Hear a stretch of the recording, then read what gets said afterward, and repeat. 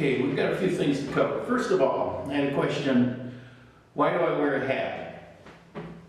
They thought I was hiding a balding head. No, no balding head. I wear a hat because on a trip, my first trip to Jukka, I didn't realize how piercing the sun is on the equator, how direct it is. And I walked from the hotel into the town, which was, I don't know, 20-minute walk.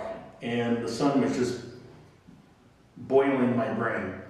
And when I got there, I realized why people wear hats here. And so I shopped for one. Now this is made, I met the woman who makes this. She does it with these grasses, and it's very flexible. It's pretty nice, actually. I learned later this has a fine grade. It's pretty valuable in the U.S. This is about a $200 hat. I think I paid $20, $25, something like that. I haven't worn it except for that trip. I don't like hats, but it was sitting here and I decided that I would wear it. It's a Panama hat. They're not made in Panama. They're actually always have been made in Ecuador. They were called a Panama hat because when Teddy Roosevelt went down to check out the canal they were building, they gave him a hat because of the sun, and he called it a Panama hat because he got it in Panama. But it came from Ecuador. So what does that have to do with anything? I'm going to do a series of videos that are all connected. So it may be a part 1, part 2, part 3. The first one is, why did I choose Cuenca, Ecuador? In all of these topics, these are all from questions. So if you have any questions, feel free to send them. Why did I come? Well, there's some personal things, of course, in there, but I had gone through life with little to no illness. I had a couple little episodes, I had pneumonia once, but nothing serious. No casts from broken bones, and pretty healthy person my whole life. Worked from the time I was 10. I travel a lot. I've been to 18 countries. I have lived in 3 countries outside of the United States. I got sick, and the details don't matter, but I got sick, and basically I couldn't work, and I was stuck in the house for about 2 years for the most part. I spent a lot of time in the hospital, the VA hospital in North Carolina. Well, they poked and prodded and did their thing, and ultimately there was an operation. While I had all of that time with nothing much to do, I just started thinking about, when this is all over, where do I want to live? I'm sick of extremely hot days where you just don't want to go out. I'm sick of extremely cold days where you just don't want to go out. I was sick of mosquitoes. And so, you know, when you're sitting there laying in bed with nothing to do but think and read, you know, I start mulling over, where do I want to live? In the United States, I'm thinking about, well, maybe I want to go down south. Florida, it's too crowded, it's too muggy, too many mosquitoes. So I'm going through all these things.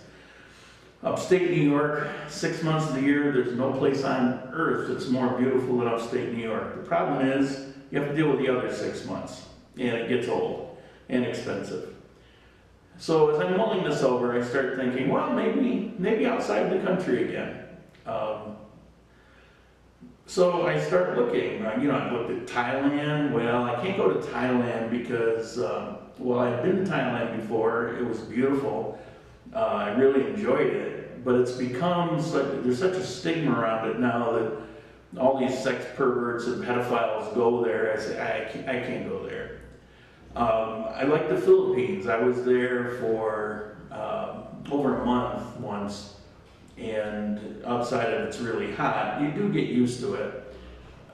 I really like the Philippines. It's a beautiful place, and the people are nice. So I thought about that.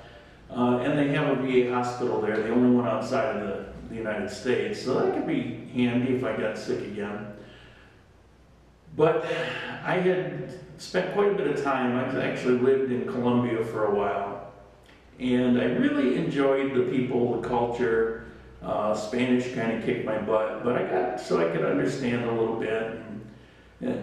And I spent time up in the Andes, part way up, where the temperature's more temperate.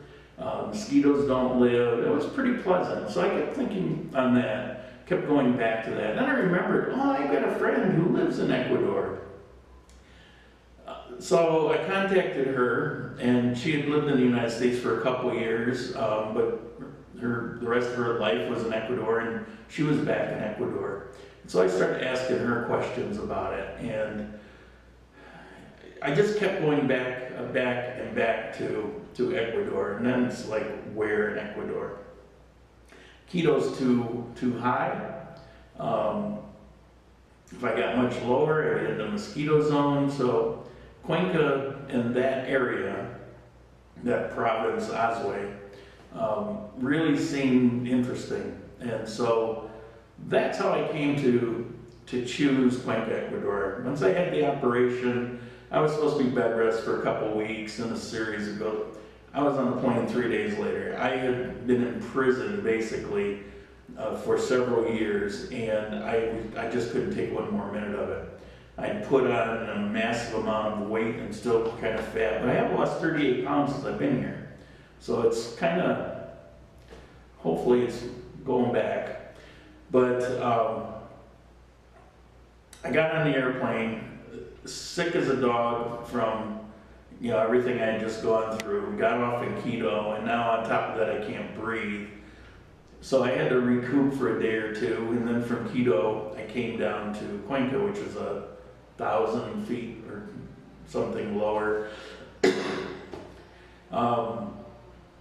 I still couldn't breathe. I couldn't walk more than 15, 20 feet without feeling like I was going to die.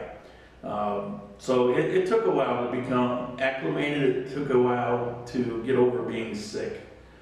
I went to see a doctor. He told me that it would be at least a year before I started feeling normal again. He told me about all these different things, and it's kind of held true.